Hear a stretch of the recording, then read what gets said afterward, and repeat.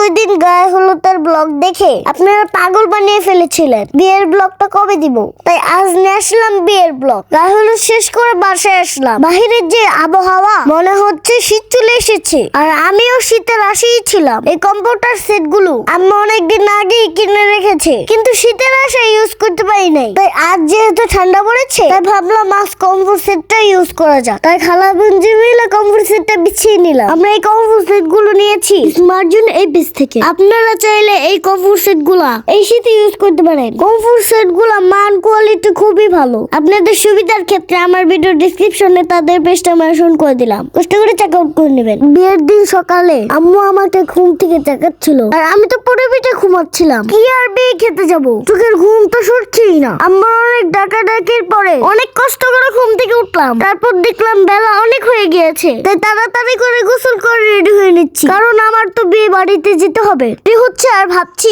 মনে হয় দেরি হয়ে গেল রে। যে দেরি করলাম খাবারটা দেরি করেই খেতে হবে। একটু মনে মনে টেনশনও ছিল, যদি আজকে খাবার না পাই তাহলে কি হবে বলুন তো। আবার এটাও ভাবছি আমি তো বুড়ো মা, আর আমি যদি না সেজে যাই তাহলে কি মানুষজন থাকবে। তার মধ্যে হচ্ছে আমি একজন সেলিব্রিটি পারসন, আমার সাজ কমপ্লিট। তারপর আম্মুকে বললাম আমাকে জুয়েলারি পরে দাও। আম্মু আমার জন্য কয়েকটা ব্যাগ অর্ডার করেছিল। ব্যাগগুলো অনেক কিউট ছিল। আমি প্রতিটা ব্যাগ খুলে খুলে দেখছিলাম। পুতির ব্যাগগুলো আসলে খুব সুন্দর ছিল। তো সাদা ব্যাগটা আমার ড্রেসের সাথে ম্যাচিং করে নিয়ে নিলাম। তারপর আম্মু আমাকে জুয়েলারি গুলো পরিয়ে দিল। দেখেন চুড়িগুলো কত কিউট। এখন আম্মু আমাকে মালাটা পরিয়ে দিচ্ছে, এখন কানের দুলগুলো পরিয়ে দিচ্ছে। একদম আজকে আমি সাদা পরি হয়ে গেলাম। আজকে সবকিছু আমি সাদা পরেছি। আমাকে কেমন লাগছে বঞ্জিরা বনপুতারা? আমি এই পুতির জুয়েলারি আর ব্যাগগুলো নিয়েছি রুকাইয়া পেজ থেকে। জুয়েলারি আর ব্যাগগুলো আমার অনেক পছন্দ হয়েছে। আপনারা যদি এই পুতির ব্যাগ আর জুয়েলারি নিতে চান তাহলে রুকাইয়া পেজ থেকে নিতে পারেন। আপনাদের সুবিধার ক্ষেত্রে আমার ভিডিও ডেসক্রিপশনে তাদের পেজটা মেনশন করে দিলাম, কষ্ট করে চেক করে নেবেন। সবাই সাজুগুজু কমপ্লিট করে এখন চলে যাচ্ছি বিয়ে বাড়িতে। বিয়ে বাড়িতে যাওয়ার পথে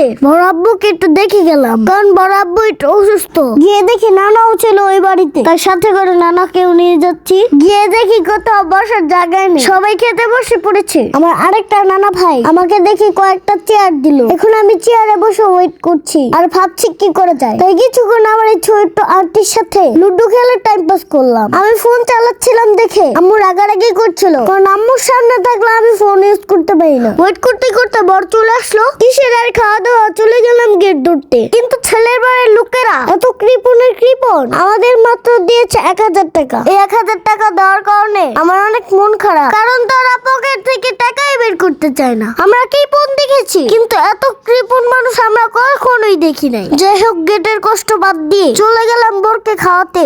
তারপর বরকে সবাই খাওয়াই দিচ্ছে, আর বর আমাকে খাওয়াই দিল। এই যে বরকে সবাই খাওয়াই দিল, এখানেও কৃপণতা করলো, এখানেও একটা টাকা দিল না। তারপর চলে গেলাম বউকে দেখতে। তারপর গিয়ে দেখি বউকে সবাই সাজাচ্ছে। এর মধ্যে কাজেও চলে আসলো, আর বিয়ে পড়ানো কমপ্লিট হয়ে গেল। এখন মেয়ের বাবা ছেলের বাবা মার হাতে তুলে দিচ্ছিল, আর মা বাবার কান্নাকাটি শুরু হয়ে গেল, কারণ এখন বিদায় বেলা। বিয়ের শুরুতে এত হাসি খুশি, আর বিয়ের শেষে এত কান্নাকাটি। সবাই কান্নাকাটি করে মেয়েকে বিদায় দিল। মেয়ে চলে যাচ্ছে শ্বশুর বাড়ি, আর এদিক দিয়ে আমরাও বাসায় চলে যাচ্ছিলাম। হঠাৎ করে দেখি আমার মামা এখানে জানি কি করছিল। তারপর মামার সাথে আরেকটা মামা ছিল, সেই মামা আমাদেরকে বার্গার দিল। দোকানে দাঁড়িয়েছিলাম বার্গার নেওয়ার জন্য, এর মধ্যে কারেন্টও চলে গিয়েছিল। তারপর বার্গার নিয়ে চলে যাচ্ছি এখন আমরা বাসায়। আমার ব্লগ ভিডিওটা আপনাদের কাছে কেমন লাগলো কমেন্টের মাধ্যমে জানাবেন। আজকের মতো আল্লাহ হাফেজ।